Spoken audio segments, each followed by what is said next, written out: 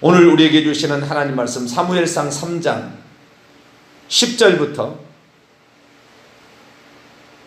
사무엘상 3장 10절에서 19절까지 말씀. 10절부터 19절까지 말씀, 18절까지 말씀, 10절에서 18절까지 말씀 한 절씩 교독하시도록 하겠습니다. 여호와께서 임하여 서서 전과 같이 사무엘아 사무엘아 부르시는지라 사무엘이 이르되 말씀하옵소서 주의 종이 듣겠나이다 하니 여호와께서 사무엘에게 이르시되 보라 내가 이스라엘 중에 한 일을 행하리니 그것을 듣는 자마다 두 귀가 울리리라. 내가 엘리의 집에 대하여 말한 것을 처음부터 끝까지 그날에 그에게 다 이루리라. 내가 그의 집을 영원토록 심판하겠다고 그에게 말한 것은 그가 아는 죄악 때문이니 이는 그가 자기 아들들이 저주를 자청하되 금하지 아니하였음이니라. 그러므로 내가 엘리의 집에 대하여 맹세하기를 엘리 집의 죄악은 제물로라 예물로라 영원히 속죄함을 받지 못하리라 하였노라 하였더라. 사무엘이 아침까지 누웠다가 여호와의 집 문을 열었으나 그 이상을 엘리에게 알게 하기를 두려워하더니 엘리가 사무엘을 불러 이르되 내 아들 사무엘아 하니 그가 대답하되 내가 여기 있나이다니 그가 이르되 내게 무엇을 말씀하였느냐. 청하노니 내게 숨기지 말라. 내게 말씀하신 모든 것을 하나라도 숨기면 하나님이 내게 벌을 내리시고 또 내리시기를 원하노라 하는지라. 사무엘이 그것을 그에게 자세히 말하고 조금도 숨기지 아니하니 그가 이르되 이는 여호와시니 선하신 대로 하실 것이니라 하니라. 아멘. 기도하겠습니다. 거룩하신 하나님, 이 아침에도 우리를 기도할 수 있도록 기도자로 세워주시니 진심으로 감사를 드립니다. 하나님 말씀을 들으며 우리 자신을 점검하고 내가 하나님 앞에 어떤 자로 서야 될 것인가 늘 주의하게 하시고 오늘도 기도의 심령으로 하나님께 나왔사오니 하나님 우리의 기도를 들으시고 선한 길로 인도해 주옵소서. 주의 말씀을 듣고자 합니다. 이 시간도 저희들에게 말씀하여 주옵소서.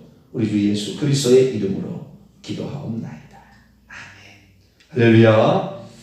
오늘도 복된 날 되실 수 있게 되기를 바랍니다. 믿음과 회개에 관한 말씀을 나누고 있는데 가족 전도를 통하여 가족을 죽게 이끌었던 자들의 믿음 그리고 그들의 그 회개에 관한 이야기를 좀 나누려고 합니다. 지난 특별 새벽 집회를 통하여 8가정의 자녀 전도의 방법을 들어봤는데 그 중에서 그 8가지 사항을 점검할 때에 믿음이라는 측면에서 접근을 해보고 또 회개라는 측면에서 접근을 해보는데요. 오늘은 회개라는 측면에서 접근을 해보도록 하겠습니다. 구약에서 우리가 그 회개하지 못해서 결국에 온 가족이 다 망하게 되는, 온 가족이 지옥에 떨어지는 사태를 벌어지는 것. 특히 하나님의 그 주신 사명, 대제사장으로서의 사명을 주셨음에도 불구하고 더 하나님께 가까이 나아갈 수 있는 직책을 수여받았음에도 불구하고 지옥 가기를 자처했던 자식들을 결국에 나무라지 못해서 엄하게 책망하지 못해서 자식도 죽고 그날 한날에 아버지도 목이 부러져 죽음으로 같이 죽게 되고 둘째 며느리가 아이 낳다가 둘째 또 아들, 첫째 아들 안에서 둘째 아들을 낳다가 또 죽는 비참한 비극적 상황이 한 집안에 발생하고 만 거죠. 그래서 우리가 죄라는 것을 우리가 깨닫게 되었을 때 어떻게 해야 되느냐라는 문제를 살펴보는데요. 그 믿음의 문제하고 약간 회개 문제는 좀 차이가 있습니다. 이게 무슨 말이냐면 믿음의 문제는 네가 믿음이 있느냐라는 거, 어떤 믿음의 출발은 쉽게 출발할 수 있으나 그 믿음이 진짜 믿음인지는 행위를 통해서 하나님께서 그 행위를 통해서 믿음이 있다고 인정하기까지의 어떤 실천적인 행동이 필요하더라라는 것이 신구약 성경의 그 믿음의 공통적 특징이에요. 단지 내가 믿는다라는 그 이유로 그를 구원해 주는 일은 별로 없어요. 그러니까 너 믿음이 있으면 어떡할래? 수로보니의 여인은 너 믿음이 있으면 어떠한 냉대를 받아도 나는 당신을 놓치지 않겠습니다. 어떤 그러한 그 단호한 의지가 거기에서 보인다 이 말이죠. 문을 확 닫아버리고 가는 것이 아니었죠. 야곱, 네가 나를 전능자로 믿느냐? 네 아버지 하나님도 전능자, 네 할아버지 하나님도 전능자였는데 너가 나를 전능자로 믿느냐? 나는 처자식을 얻기까지는 내 힘으로 얻을 수 있었지만 처자식을 지키는 일은 내 스스로 할 수 없습니다. 하나님 도와주세요. 근데 그 하나님께 도와달라고 하는 것이 기도인데 그 기도할 때 씨름으로 그것이 표현되었단 말이죠. 그런데 하나님께서 응답해 주시지 않은 한 나는 당신을 놓아주지 않겠다. 기도를 멈추지 않겠다. 그러면서 환도포가 위골될 정도로 엄청난 부르짖음으로 하나님께 다가가서 하나님이 인정해서 오냐 됐다라고 얘기를 한다는 거죠. 그러듯이 어떤 그 행동, 믿음에 따른 하나님을 전능자로 믿느냐에 대한 그 전능자에 대한 믿음, 그 믿음이 표현되어지는 것이 항상 필요했다 그 말이죠. 믿음에 있어서는 그렇다 그래요. 그런데 회개라는 측면은 다른 측면이에요. 회개라는 측면은 어떤 것을 행동으로 꼭 옮겨야만이 그것을 회개라고 말하지는 않아요. 중요한 건 뭐냐? 진정 자기가 지금 잘못되었다는 것을 깨닫고 통회하고 자복한 심령을 그가 가지고 하나님 앞에 겸손히 무릎을 꿇었느냐를 말씀을 하십니다. 그러니까 회개를 했느냐를 측면이 강조되는 것이죠. 엘리의 제사장이 한 일은 가장 큰 특징은 뭐냐면 하나님의 경고를 2번씩이나 들었지만 회개를 하지 않았다는 겁니다. 이게 중요한 거예요. 회개를 하지 않았다는 게 중요한 거예요. 신약에서 우리가 요한계시록 2장 두아디라 교회에서 나오는 그 상황을 보면 이세벨 선지자도 회개하기를 원하지 아니하는도다 일단 나왔다고요. 21절에. 그래서 이 회개하기를 원하지 아니하는도다 이게 중요한 거예요. 회개를 하기를 원하지도 아니하고 회개도 안 했다고 말해요. 그래서 제가 깜짝 놀란 건 뭐냐면 살 사람은 회개하는구나 말을 들었을 때 추배예배 장례예배가 잘못되었으니까 당신의 장식을 위해서라도 고치시오 그러면은 진짜 살 사람은 고치는구나. 그때 저는 지금도 잊지 못한 한 청년의 전화가 생각이 납니다. 목사님 말씀을 들어보니까 추배예배 장례예배가 이거 우상숭배네요. 예, 우상숭배입니다. 그러면 이거 안 되잖아요. 이거 하면 안 되잖아요. 그렇죠. 그런데 지금 한국교회가 안 하는 것이 아닌데 어떡하죠? 그렇지 않아요? 어떡하지? 그래서 진짜 어떡합니까? 그게 문제죠, 지금. 그게 문제입니다. 그랬더니 심히 걱정을 하는 거예요. 지금 한국교회 95%가 추배예배 장례예배를 의식이라고 하고 그것을 우상숭배라고 전혀 생각지 않고 있다. 이 얘기를 들어도 인정을 안 해버리는 거예요.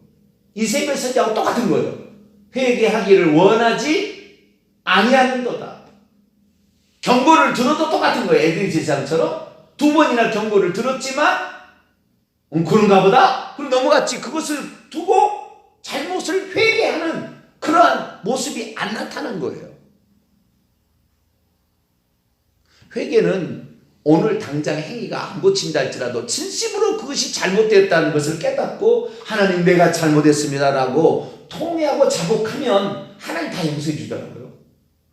회개는 조금 하나님이 관대해요. 근데 문제는 뭐냐? 인간이 그 회개하기를 원하지 아니하고 경고를 듣고도 회개 자리로 안 가더라 그 말이에요. 그것을 죄라고 여기지 않더라 그 말이죠. 엘리 제사장이 그런 거예요. 엘리 제사장의 문제점이 뭐냐면 분명히 한 선지자가 와서 하나님께서 당신 집을 심판하실로 결정하셨습니다. 히스기야 같은 경우 생각해 보세요. 히스기야 같은 경우 생각해 보시라고. 당신은 이제 죽을 겁니다. 그러니까 아멘. 주의 뜻대로 이루어지이다. 그랬습니까? 아니잖아요. 분명히 하나님께서 너는 죽으리라 그렇게 했음에도 불구하고 하나님께 나가서 하나님께 기도함으로 말미암아 그 문제를 해결받기 위해서 몸부림을 쳤잖아요. 그래서 생명을 15년이나 연장해주는 일이 있었지 않습니까? 그러니까 하나님께서 무슨 말을 너희 집안을 심판하겠다라고 경고를 했으면 지금 하나님께서 너희 집안을 살리려고 한다는 것을 알고 즉시 회개를 했으면 그 사람에게 임할 심판이 너 때는 오지 아니하고 너의 아들 때 올 것이다. 그렇게 갔다가 아들이 또 하나님의 회개를 해버리면 너에게 오지 아니하고 그 다음 때 갈 것이다. 이렇게 얼마든지 그 심판을 뒤로 연기할 수 있고 긍휼을 받을 수 있음에도 불구하고 엘리 제사장은 2번이나 심각한 경고를 받았음에도 불구하고 어떻게 해요? 그대로 멈췄어요. 회개 안 했다 그 말이에요. 자, 사무엘상 2장을 볼까요? 여기에 충격적인 말이 있어요. 충격적인. 2장 27절부터 보는데 30절까지를 보겠습니다. 하나님의 사람, 누군지를 몰라요. 어떤 무명 선지자죠. 하나님의 사람이 엘리에게 와서 그에게 말하는데 첫 번째 경고예요. 여호와의 말씀에 너희 조상의 집이 애굽에서 바로의 집에 속하였을 때 내가 그들에게 나타나지 아니하였느냐. 이스라엘 모든 지파 중에서 내가 그를 택하여 제사장으로 삼아 그가 내 제단에 올라 분향하며 내 앞에서 에봇을 입게 하지 아니하였느냐. 이스라엘 자손이 드리는 모든 화제를 내가 내 조상의 집에 주지 아니하였느냐. 29절이 중요해요. 너희는 이라는 것은 너가 아니에요. 너가 2인칭 단수가 아니고 너희는 2인칭 복수예요. 그러면 엘리 제사장, 하나님의 사람이 엘리에 말하는데 엘리 제사장과 엘리의 2 아들들에 관한 하는 얘기죠. 너희는 어찌하여 내가 내 처소에서 명령한 내 제물과 예물을 밟으며, 첫 번째는 제물과 예물을 가로챘다는 거잖아요. 너희가 가로챘다 그 말이에요. 왜냐하면은 이 쇠살고리를 가져와가지고 이 2 홈리와 비느하스가 아직 하나님께 드리기도 전에 먼저 아버지께 드린다. 어떤 고기는 생으로 달라. 우리 아버지는 생것을 좋아하신다 하면서 기름 있는 부분까지 뺏어가는 이러한 일을 했는데 그것을 아버지가 먹었다는 말이에요.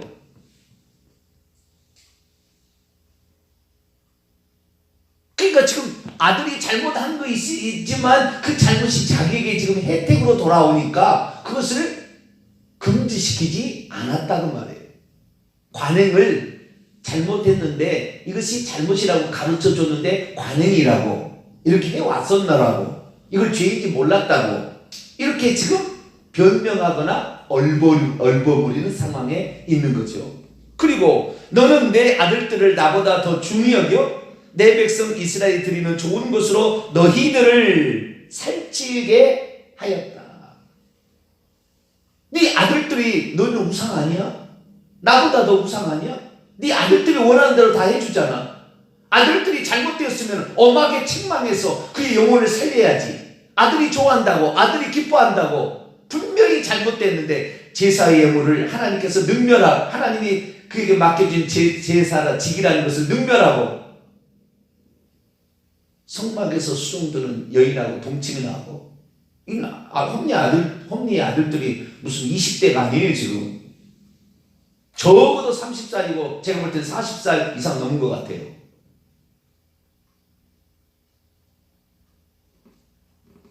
그래서 하나님을 멸시하는 30절 보세요. 그러므로 이스라엘 하나님 나 여호와가 말하노라 내가 전에 내 집과 내 조상의 집이 내 앞에 영원히 행하리라 하였으나 이제 나 여호와가 말하니 결단코 그렇게 하지 아니하리라. 나를 존중히 여기는 자를 내가 존중히 여겨 나를 멸시하는 자를 경멸하리라. 그래서 네 집의 모든 사람을 다 심판을 해서 끊어버려서 노인이 다시 없게 할 것이고 홈니와 비나스가 한날에 죽을 것이다. 그러면 즉시 그 앞에 엎드려야 될 거 아니에요.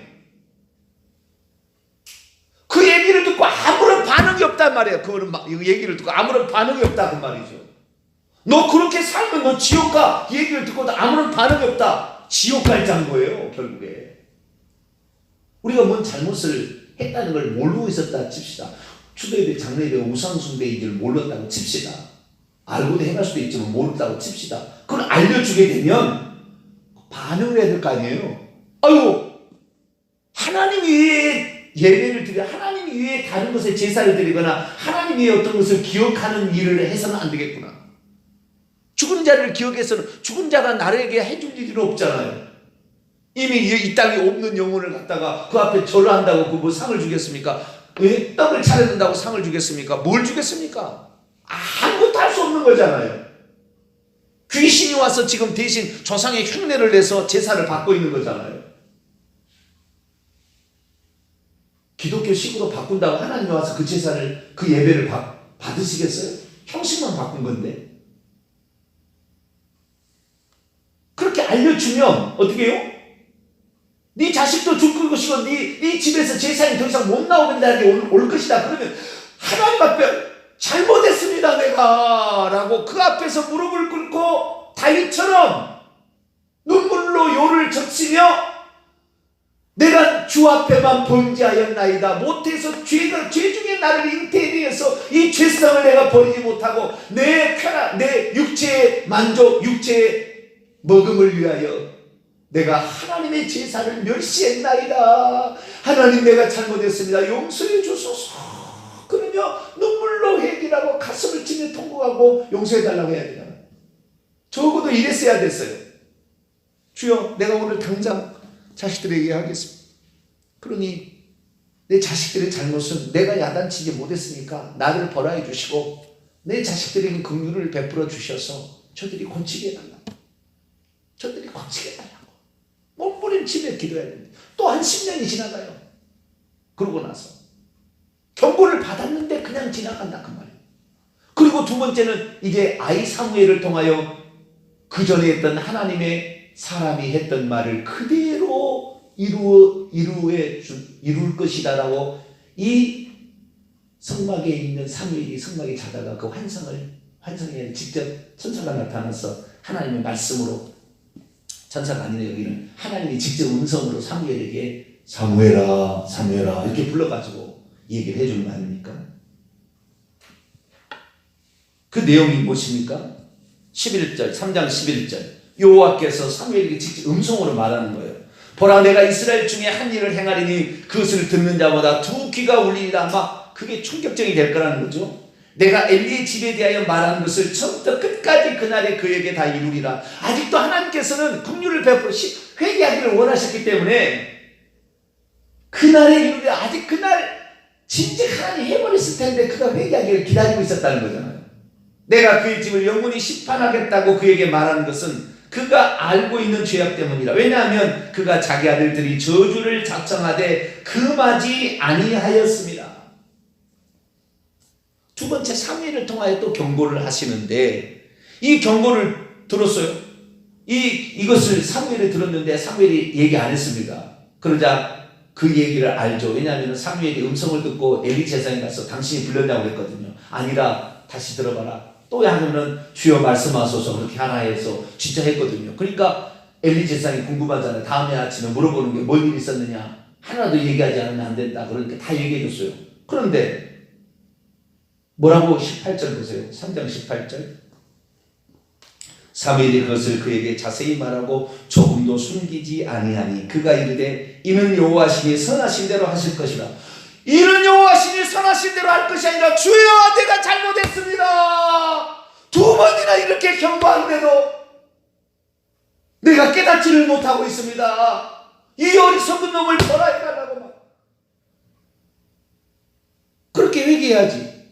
회개를 안 하자 이 말이에요. 회개를 안 한다 그 말이에요.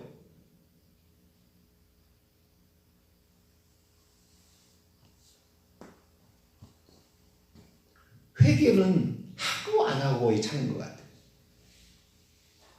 안 하면 죽는 거예요. 믿음은 행함으로 온전한 것인가 인정받는 믿음이 가야 되지만 회개는 즉시 하면 돼요. 그러나 우리가 또 범죄할 수 있거든요.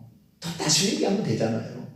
물론 회개를 반복해서 써먹으라는 이 소리는 아닙니다. 그러나 좌우지간 자신의 잘못이라는 것을 분명히 깨닫게 해줬을 때에 이 경고를 2번씩이나 했음에도 불구하고 결국에 회개를 안 했다 그 말이에요. 오늘날 왜 믿는 사람들이 이렇게 하나님께 귀하게 쓰임받는 사람들조차 지옥에 떨어지느냐? 분명히 그것이 잘못이라고 얘기를 해줘도 안 믿는다 그 말이에요. 회개 안 한다 그 말이에요. 저는 그랬어요. 내가 깜짝 놀랐어요. 회개하려고 하는 마음 자세를 갖는 자체가 벌써 우리가 살 수 있는 길을 찾아가고 있구나.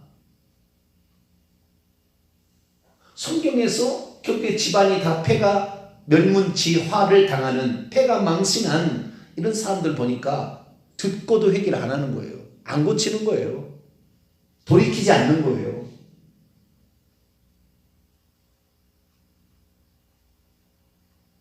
회개할 마음이 없다는 것,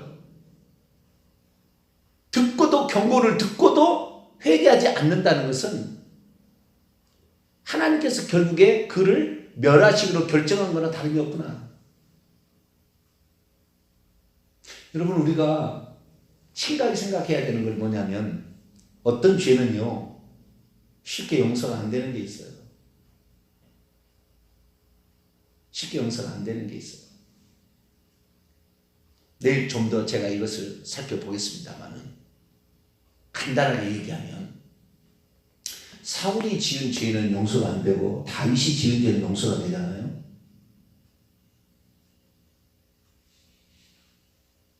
차이가 있는 거예요. 죄를 지어도 어떤 죄는요 용서가 안 되는 죄가 있어요. 물론 용서가 안 된다는 말은 아닙니다. 용서가 안 될 만큼 하나님께서 진노하는 죄가 있어요. 그래도 회개하면 용서됩니다. 용서 안 될 죄가 없어요. 성경이 보니까 용서 못 받을 죄가 없어요. 신약이 보니까 성령을 해방하는 죄 말고 성령을 해방한다는 것은 결국에 다른 건 아니에요. 하나님이 회개할 수 있도록 그의 마음에 성령께서 죄를 깨닫게 하시는데도 의도적으로 성령의 역사를 거부해버리는 거예요. 그러니까 성령을 해방하는 죄는 용서하심이 없다. 왜? 자기가 회개 안 하니까 용서 못 받는 거예요. 그래서 그러는 거예요. 그러니까 자기가 회개하면서 죄를 지었다고 인정하고 죄를 시인하며 죄를 용서해 달라고 말했을 때 용서 못 받을 죄가 없는 거예요. 성경에는 없습니다. 다 용서되는 거예요. 먼 죄를 지었더라도 다윗 살인죄, 간음죄, 성경에서 살인죄, 간음죄는 죽이라고 그랬어요. 성경 어디에도 그 죄를 용서받을 수 있는 방법이 존재하지 않아요. 살인죄, 간음죄는 죽이라고 그랬어요.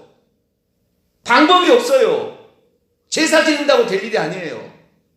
어디에 살인죄, 간음죄를 저지르는데 제사 지르면 용서받는다고 어디에 그런 성경 구절이 있습니까? 없다고요. 죽어야 되는 거예요.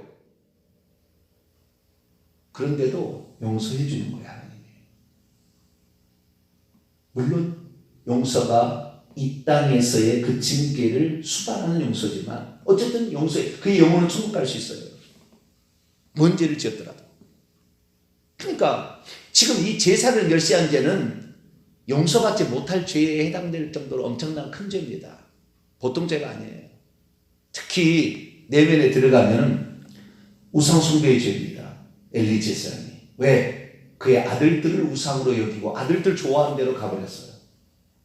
하나님보다 하나님 말씀보다 더 중요하게 여겨버린 거예요. 우상숭배의 죄, 정확히 말하면.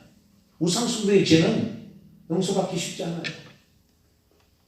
가족들이 저주받아요. 3, 4대까지. 진실로 회개하고 나만 회개하는 것이 아니라 우상숭배의 죄는 아들도 회개하고 그 아들도 회개하고 예수 믿어져야 3대가 믿어져야 이 죄가 끊어지는 겁니다. 우상 숭배제가 귀신이 못 오는 거예요. 1대 넘어가서 또 올 수가 있어요.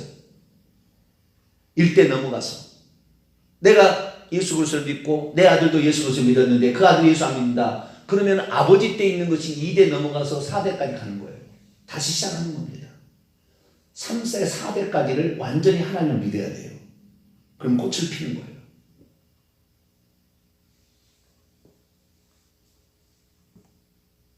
그런데 여기서 보니까 이 하나님께서 말하기를 너는 네 아들들이 저주받는 것을 하는 것을 알면서도 중요한 게 알면서도 고치지 않았다. 이것은 그냥 마음으로만 할 수 있는 죄가 아니에요. 어떻게 이거 그쳐야지 당장. 아시겠죠? 고기 그만 가져와 이렇게 해야 되잖아요. 고기 그만 가져와. 성경에 나와 있는 법대로 화목제물의 그 규정대로 앞가슴과 앞다리 하나님께서 그 먹으라고 취한 그분만 가져와. 순서대로 해. 우리가 제사장이라고 우리가 마음대로 할 수 있는 권한이 아니야. 이것은 하나님 정한 게 아니야. 그것은 하나님의 제사를 멸시하는 거야. 너와 나가 죽는 거야. 분명히 가르치고 먼저 하나님께 기름을 태워드린 후에 그 다음에 가져와야지. 분명히 얘기를 했어야 돼요. 그런데 제사장이 그것을 어기고 월권 행위를 함으로 하나님이 만들어둔 법을 스스로 폐하는 일을 하고 있었다 그 말이죠. 그래서 이 중요한 게 뭐냐면 회개 안 했다는 거예요. 결국에 망할 사람은 회개 안 하는구나. 답은 그거예요. 오늘 얘기하고 싶은 건 다른 게 아니에요. 회개 안 하는 사람은 망할 사람이었구나. 저는 그동안에 회개 안 하는 것이 그냥 회개 안 할 수도 있지 않겠나 생각했는데 아니구나. 이건 망하려고 작정한 거구나. 저주가 완전히 그 집안에 그 목사랄지라도 그 사람을 지금 지배하고 있구나. 들어도 회개라. 들어보면 알잖아요. 이 성경이 말인지 아니면 개인의 무슨 누가 막 하고 싶어서 얘기하는 건지 이게 지금 자족을 살리는 것인지 말인지 알잖아요. 그러면 당장 회개해야 될 거 아니에요. 당에 열어서. 우리만 저주받는 것으로 우리가 끝난다면 좋지만 우리 자식들을 망하게 하는 이 방법을 이것이 있는데 이런 죄가 있는데 이 죄를 우리가 그쳐야 되지 않겠습니까?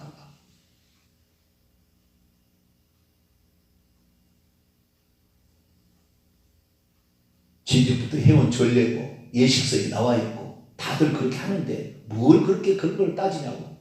죽기를 자처한 거예요. 저주를 자처한 것이고 지옥 가기를 자처하는 겁니다. 그것이. 회개 안 한다는 것이 이건 죽기를 아주 지옥 가겠다고 작정하는 거나 마찬가지라고 엘리 제사장이 표현해주고 있는 거예요. 얘기해줬으면 고쳐야 될, 돌이켜야 돼. 다른 게 아니라 구약은 회개라는 건 슈브입니다. 슈브라는 것은 돌이키다 그 말이에요. 턴한다 그 말이에요. 이렇게 가는 것이 잘못되었으니까 턴한다 그 말이에요. 턴한다. 슈브라는 말입니다. 돌아오라, 돌이키라. 성경은 그렇게 번역이 났어요. 돌이켜라. 너의 마음을 찢어라. 그렇게 얘기했단 말이죠. 그러니까 잘못되는 것을 시인하고 인정하고 돌이켜야 되는데 그렇지 않았다 그 말이에요. 그러니까 결국에 징계를 받을 수밖에 없다.